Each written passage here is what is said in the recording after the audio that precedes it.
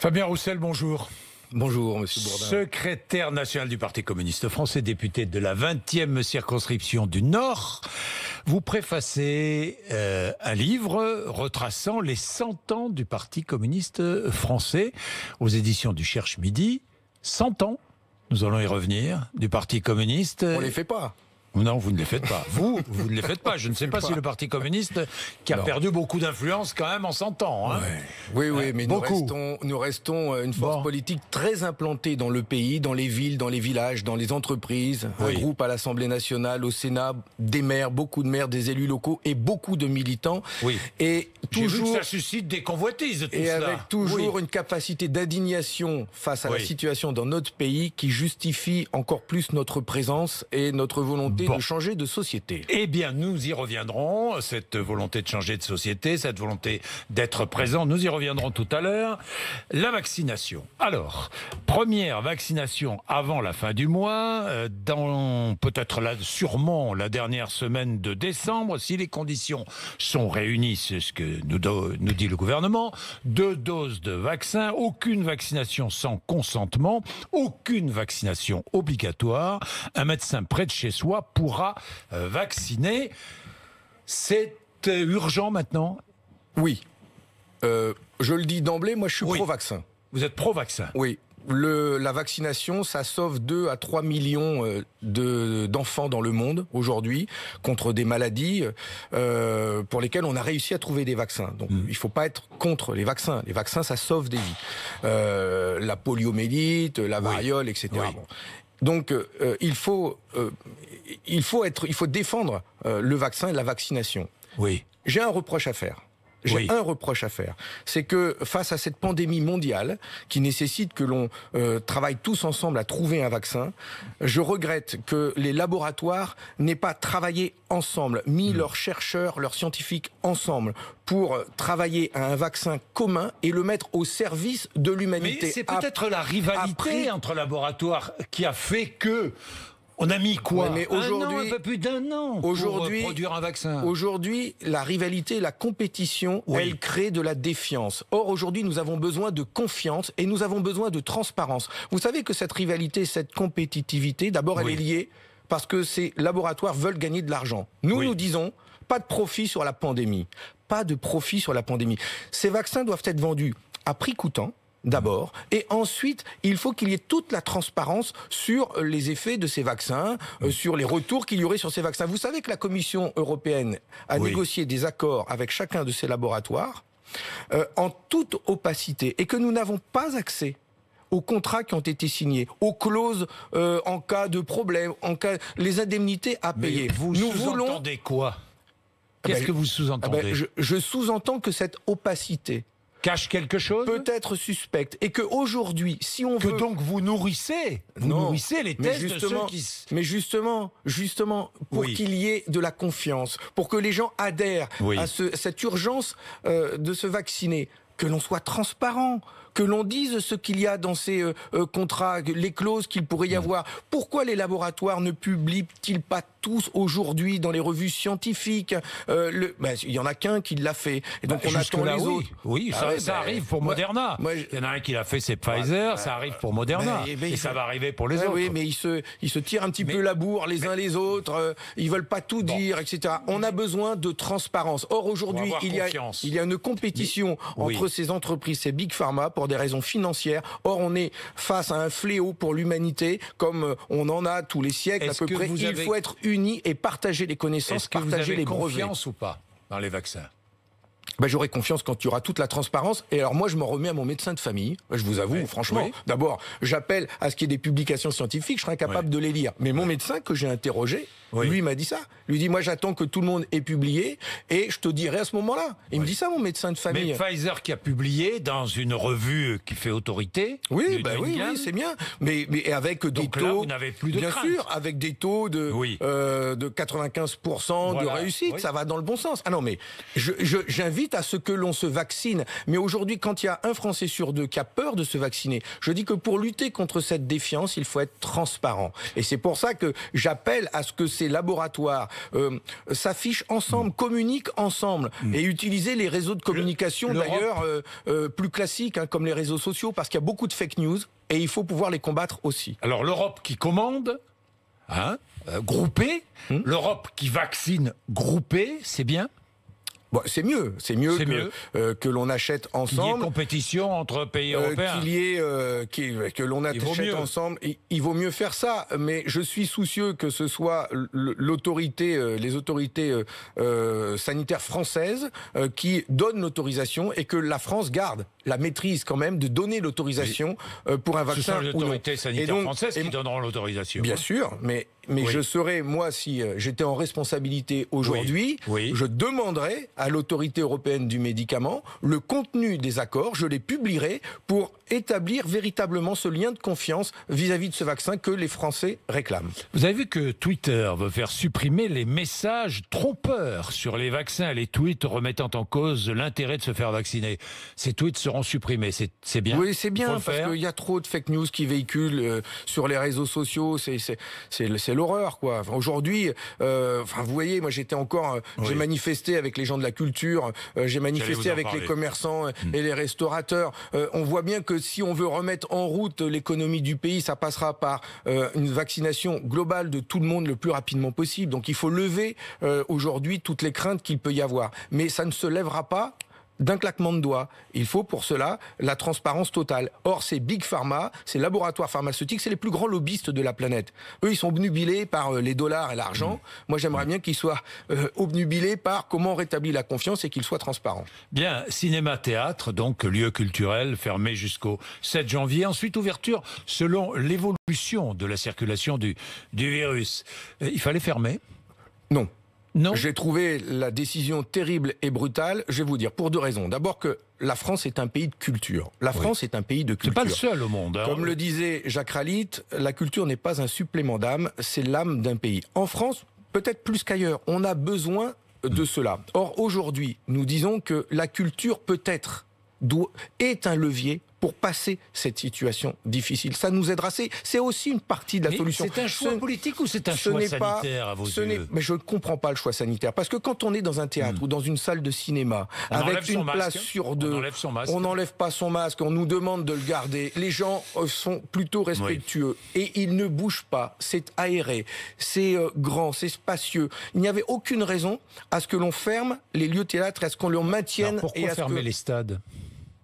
Mais les stades, ils sont en plein air. On aurait pu aussi créer les conditions d'avoir une place sur trois dans les stades, éviter les attroupements. On a besoin de retrouver du lien social. Mais la culture, aujourd'hui, on en a besoin pour passer la crise. On en a besoin pour faire reculer l'obscurantisme, pour faire reculer justement les fake news. On en a besoin pour s'aérer la tête, pour s'oxygéner. Vous vous rendez compte que ce gouvernement, en fait, par cette décision, pour les fêtes de fin d'année, le seul loisir qu'il offre aux familles et aux enfants, c'est d'aller faire ses courses, c'est d'aller dans les grandes surfaces. Mais c'est d'une pauvreté terrible, c'est le temple de la consommation, alors que nous voulons ouvrir les lieux de culture. Il y a d'autres loisirs, hein. Ne serait-ce que aller se promener à la campagne. Hein. Ah bah ça oui, d'accord. C'est autre chose. C'est un peu réducteur de dire qu'il n'y a que les grandes surfaces comme loisir. D'abord, est-ce un loisir d'aller faire ses courses? Ah ben c'est pas un loisir, ou une nécessité, mais ça devient une sortie. Aujourd'hui, c'est la sortie de fin d'année. Enfin, on aurait pu non mais ça l'a toujours été pour beaucoup, vous le savez bien.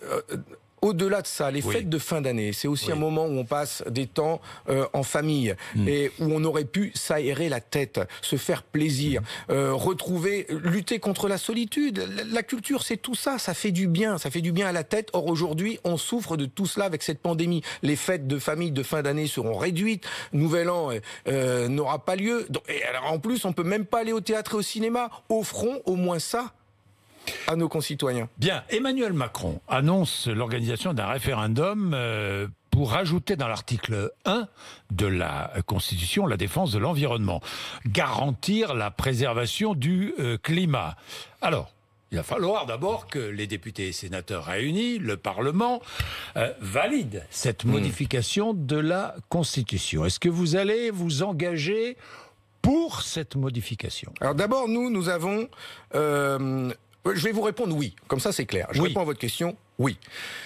Vous allez vous engager pour le oui. Nous avons nous-mêmes déposé une proposition d'inscrire dans la Constitution la défense de l'environnement et du climat. Donc nous avions nous-mêmes porté cette préoccupation pour que ce soit inscrit dans la Constitution.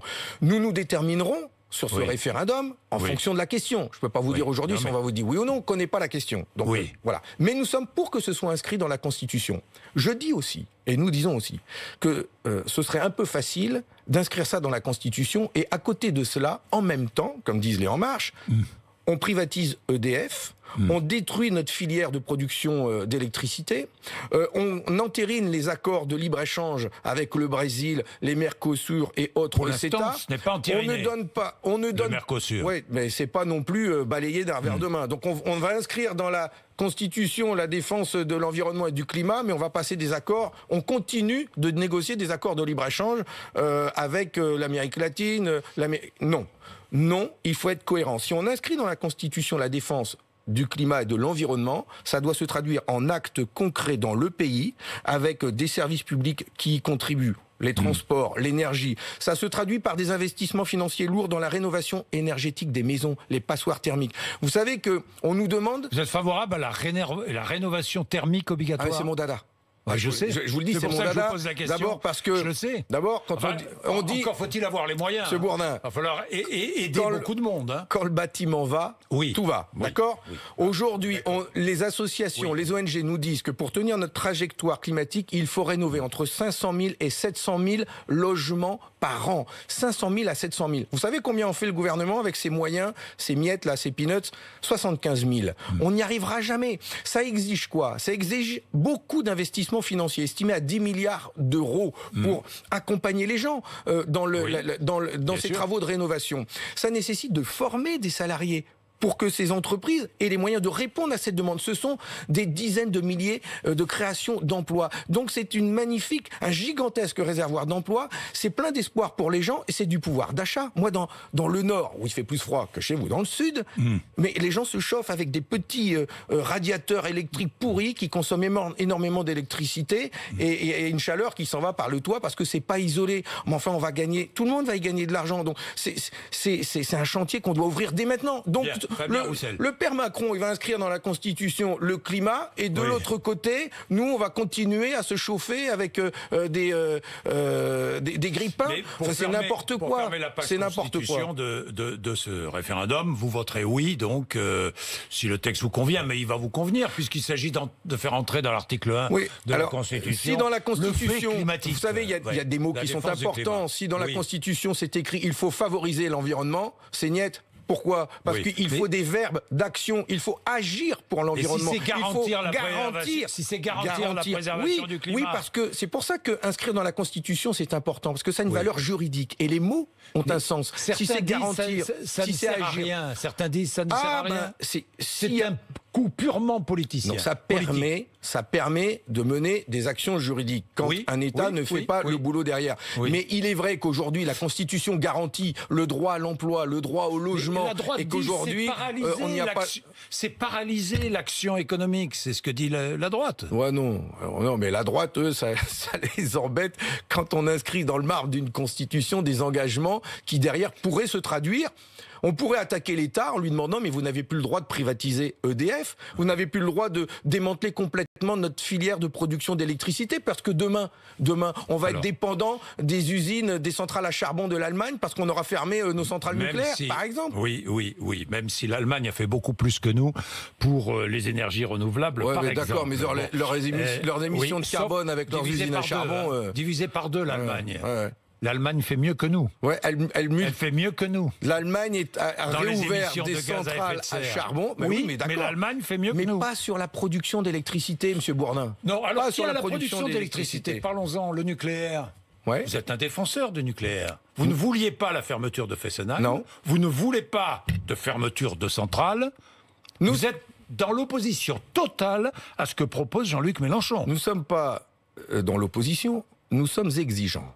Et ce que nous voulons, c'est tenir notre trajectoire carbone, Monsieur Bourdin. Oui. Être exigeant, c'est dire qu'il est possible d'ici 2050 d'avoir un mix énergétique avec une production d'électricité 50% nucléaire, 50% renouvelable. C'est notre proposition, de tendre vers un mix énergétique. Donc c'est réduire la production d'énergie nucléaire. Oui, là, tout le monde est d'accord. Mais tout le monde n'est pas d'accord là-dessus. Ouais, presque tout le monde n'est pas d'accord là-dessus. Ce qui est important, le plus important là-dedans, c'est de conserver nos capacités de production d'électricité décarbonée. Vous savez qu'en ce moment... Donc d'électricité nucléaire.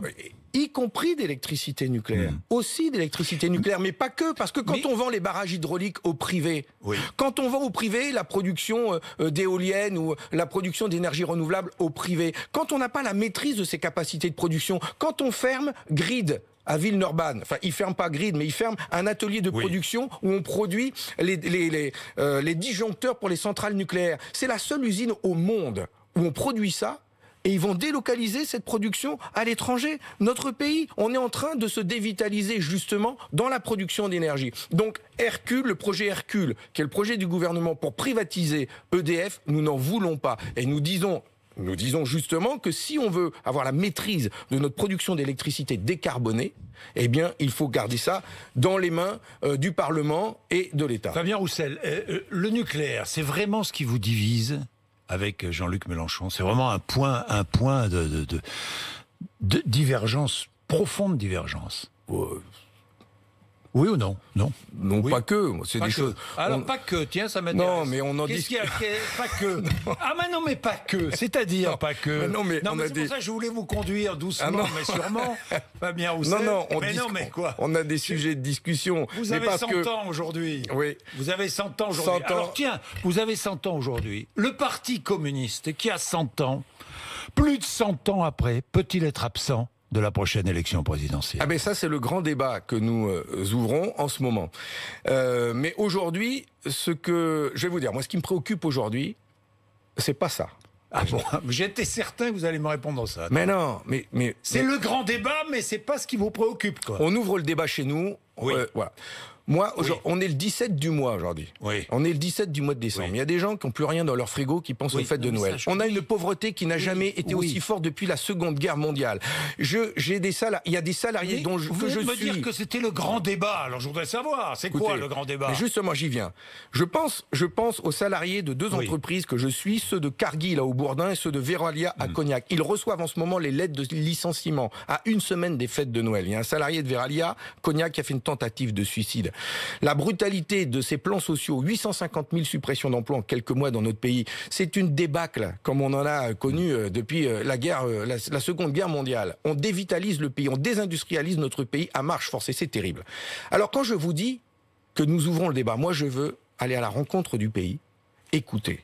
Écouter d'abord cette colère qui monte, la porter, et en même temps cette colère. Et en même temps offrir des perspectives, montrer que il y a une possibilité d'empêcher ces désindustrialisations, que c'est urgent de relocaliser l'industrie, de développer nos services publics. On a des propositions concrètes. Donc le débat... Prendre le pouvoir sur le mur de l'argent, dites-vous. Ouais, c'est ça, parce qu'aujourd'hui... Reconstruire l'influence du parti. Aujourd'hui, on a besoin aujourd'hui de reprendre les rênes à la finance qui dirige tout dans ce pays. Ils ont élu, excusez-moi, ils ont élu un banquier à la tête de l'Élysée, qui est en mission pendant 5 ans. Son mandat, il se termine. L'objectif, c'est qu'il ne soit plus là demain. Oui, mais Fabien Roussel, alors l'objectif, c'est qu'il ne soit plus là. L'objectif, c'est que vous soyez là, vous. Eh bien, moi, je vais interroger les Français. Vous êtes favorable, vous, mon tour de France à une présence communiste à l'élection présidentielle? Ne tournons pas autour du pot, Fabien Roussel. Vous y êtes favorable ou vous vous êtes fait élire à la tête du Parti communiste sur cette idée-là, l'une de ces idées-là? Je suis favorable à ce que l'on puisse véritablement offrir un espoir à ce pays. Sans espoir, on meurt. Il faut de l'espoir. Vous êtes favorable à la présence d'un candidat communiste? Pour que l'on arrive aujourd'hui à montrer à nos concitoyens que l'on peut reprendre le pouvoir au mur de l'argent, qu'on peut le faire tomber ce mur de l'argent, qu'on peut s'attaquer à l'évasion fiscale, qu'on peut répartir les richesses. Eh bien, écoutez, ça, c'est les Français et les communistes qui le décideront. Vous savez que si on a 100 ans... Mais vous, à titre personnel, vous êtes favorable? Vous ne l'avez jamais caché? Non, personnellement... Oui. Monsieur Bourdin, je pense qu'une candidature communiste à l'élection présidentielle peut contribuer à faire vivre des idées qui n'existent pas aujourd'hui, à porter des colères et des espoirs, à montrer qu'il y a une alternative et que l'on peut reprendre le pouvoir à l'argent, c'est déterminant. Ouais. L'intérêt pour nous, la priorité pour nous, c'est de parler d'emploi. C'est de parler. Vous n'êtes plus le premier parti des ouvriers. Vous avez perdu. Vous avez perdu cette Non mais vous rigolez. Mais quoi? C'est le Rassemblement national, le premier parti des ouvriers. Non. Aujourd'hui, aujourd'hui, le premier parti des ouvriers, c'est l'abstention, parce que la moitié d'entre eux ne votent pas. Et donc tout l'enjeu, c'est d'aller convaincre ceux qui aujourd'hui n'y croient plus. Ils n'y croient plus parce qu'ils sont dégoûtés de la gauche qui les a déçus, dégoûtés des politiques qui promettent et qui ne font pas. Je veux retrouver la sincérité, la vérité d'un vrai combat révolutionnaire que mes anciens ont porté, que des hommes comme Georges Marchais ont porté. J'allais vous parler de Georges Marchais. Vous êtes le Georges Marchais de 2022. Écoutez, Georges Marchais, il a défendu des idées qui sont aujourd'hui d'actualité, produire en France. Mais Georges Marchais, c'était une époque. Aujourd'hui, nous sommes dans une autre époque. Et il y a besoin de véritablement s'attaquer à la finance, qui est encore plus forte aujourd'hui qu'à l'époque de Georges Marchais. Prendre leur pouvoir. Hollande avait dit « Mon ennemi, c'est la finance. Il n'a pas de visage. » Eh bien, moi, les visages, je les ai. J'ai les noms, j'ai les adresses. C'est à eux qu'on va reprendre le pouvoir. Eh bien, merci Fabien Roussel d'être venu nous voir ce matin à 8h54. Vous êtes sur RMC, BFM TV.